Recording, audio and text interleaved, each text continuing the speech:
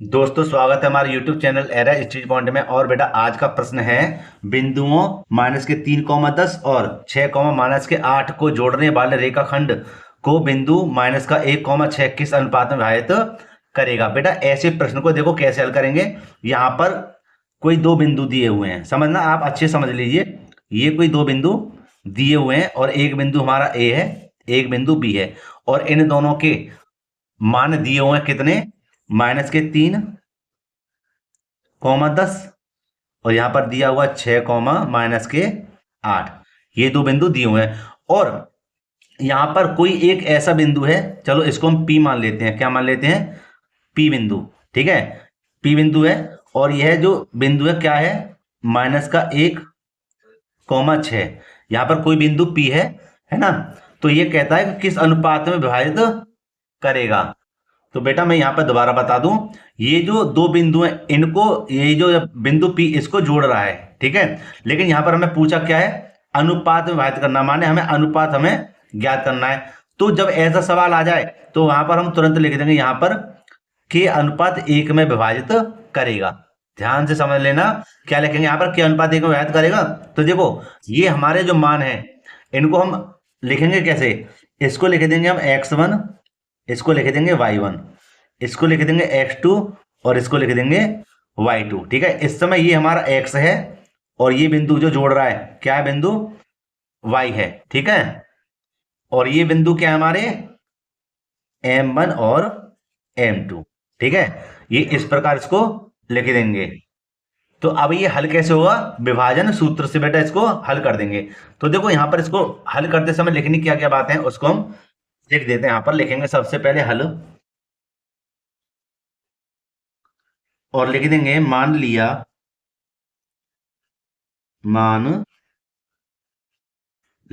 कि P -1,6 बिंदुओं A -3,10 और B 6, -8 को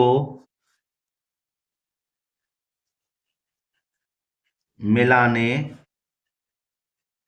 वाले रेखाखंड को के अनुपात 1 के अनुपात में विभाजित करेगा। ठीक है, तो यहां पर हम क्या लिखेंगे, विभाजन सूत्र से इसको हल करते हैं। तो इसको थोड़ा सा ऊपर में कर देता हूं।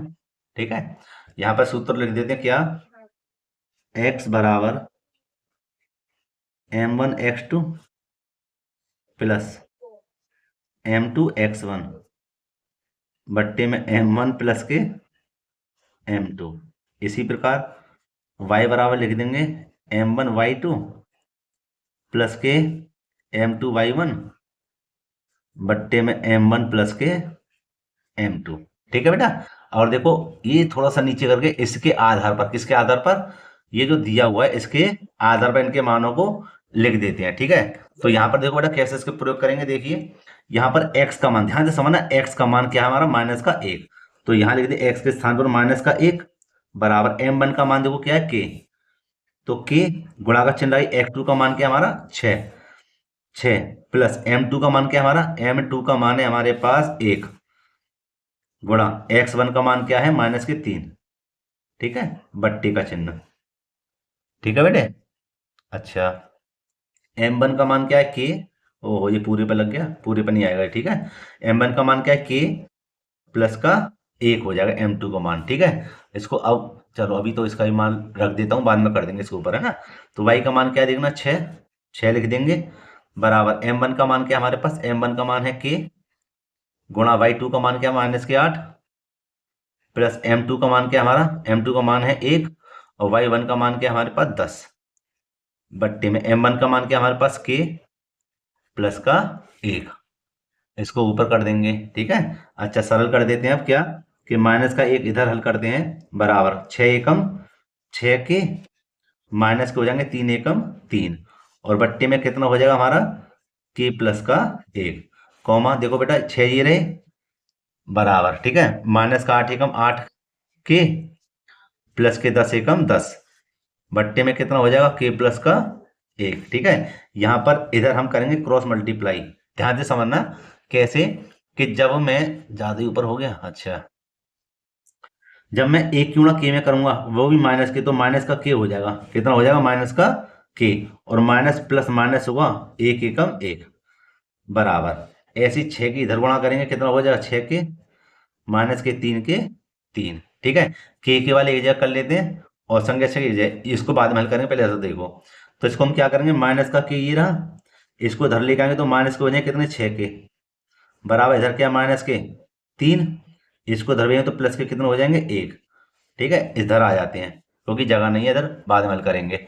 इधर देख लेते हैं कितना, कि 6 हमारे ये रहा, 6 की इधर गुणा कर देते हैं, कितना हो जाएगा 6 के, ठीक है। और 6 की एक में गुणा करेंगे 6 एकम 6, दोबारा समझो 6 की इधर गुणा कर 6 के, और 6 एकम 6, बराबर इसके नीचे एक लगाओ, इधर गुणा कर देंगे कितना हो जाएगा माइनस के 8 के और प्लस के 10 एकम 10, माने एक गुणा कभी किधर भी करें वही का वही आ जाता है।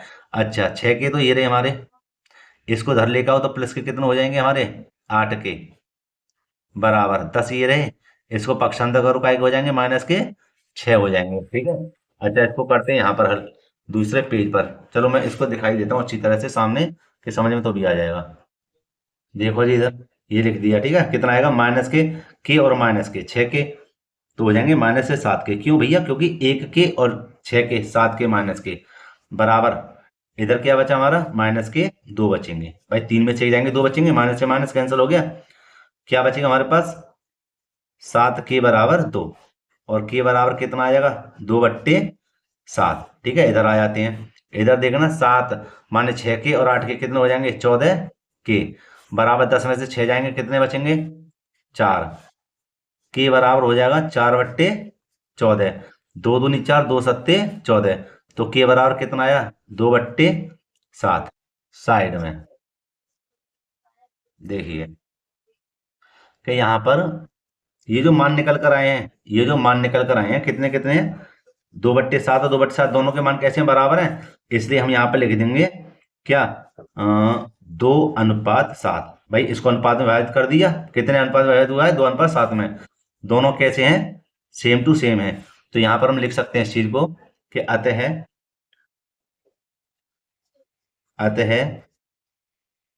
रेखाखंड AB को 2:7 के अनुपात में विभाजित करता है, ओ करता है, और यही हमारा क्या बेटा आंसर है, ठीक है। तो अनुपात विभाजित करने के लिए कहा था उसने, देखो किस अनुपात विभाजित करेगा दिख रहा है ना, तो कह देंगे 2:7 का अनुपात विभाजित करेगा, और बेटा यही हमारा आंसर है, ठीक है। तो दोस्तों वीडियो यहीं पे समाप्त करते हैं, अगर वीडियो अच्छी लगी तो लाइक करना, जो छात्र चैनल पर नए हैं चैनल को जरूर सब्सक्राइब कर लें और बेल आइकन को भी प्रेस कर लें, जिससे आने वाली वीडियो नोटिफिकेशन समय पर मिलता रहे। दोस्तों मिलते हैं इस प्रकार के एक और प्रश्न के साथ, जय हिंद।